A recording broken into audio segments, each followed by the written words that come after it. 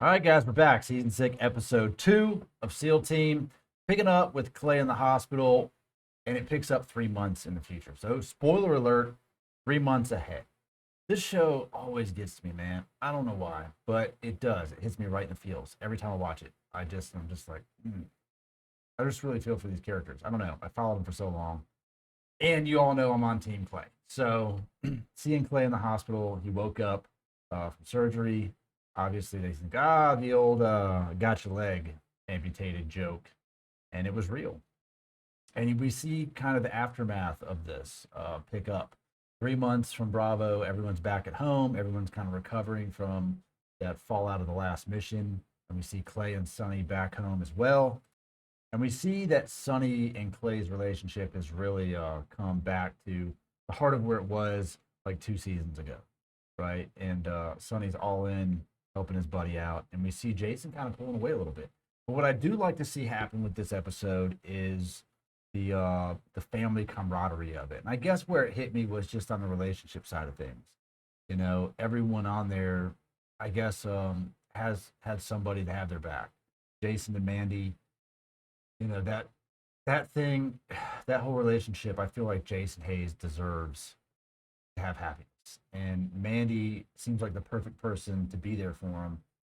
And everyone else is doing well, and Sonny's all in, and they're kind of leaving Sonny's personal life out of it. But they did throw us a little curveball with Davis, so let's see where Davis might play into the Sonny relationship thing again, because they didn't really end Davis's relationship with the guy she was seeing. It just kind of, don't talk about it, right? Moved ahead, and now that guy's, I guess, gone.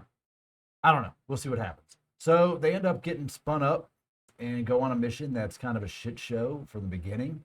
The mission goes well. They spend a bunch of time in the water, which honestly in the show for SEALs we don't see them do a lot. So it was kind of interesting to see them deploy out in the water and do an underwater, mission.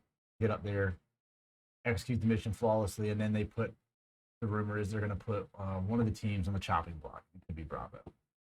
And honestly, makes the most sense. We don't know any other guys, but it makes the most sense. We also saw the return of Brock, which maybe they'll get Brock more prominent role with the issue with Clay.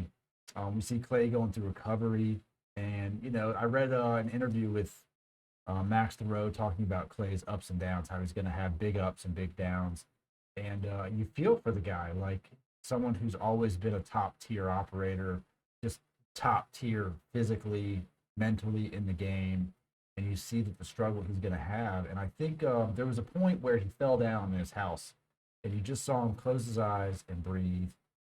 And I feel like the way that they filmed that and the way that it was written and shot kind of gave us that mind over body kind of feel, you know.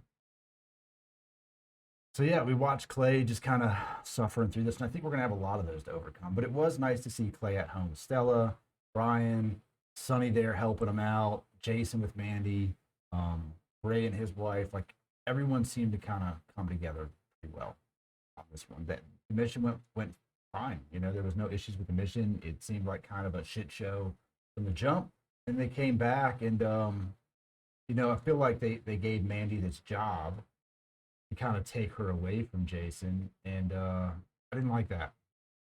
I think that Jason should really come out and make some kind of commitment with Mandy. I feel like that's as good as it gets for Hayes. That couple, someone who understands him and is going to be there no matter what through everything. I really want that for Jason. So we saw Clay come out to hang out with all the guys, all of Bravo, and it was such an awkward moment. The way that they responded to him originally was just so weird. And Clay's personality and his mindset, his demeanor, and everything on that was just so uplifting. And yet, you could tell that Bravo felt so bad for him. He doesn't need sympathy, right? These guys don't need sympathy. Clay doesn't need sympathy. Clay needs someone to support him, tell him he's going to be fine, he's going to crush it, he's going to be back up in no time, moving around, and he's going to be, training the green team. So even better, still gets to do part of the job that he loves the most.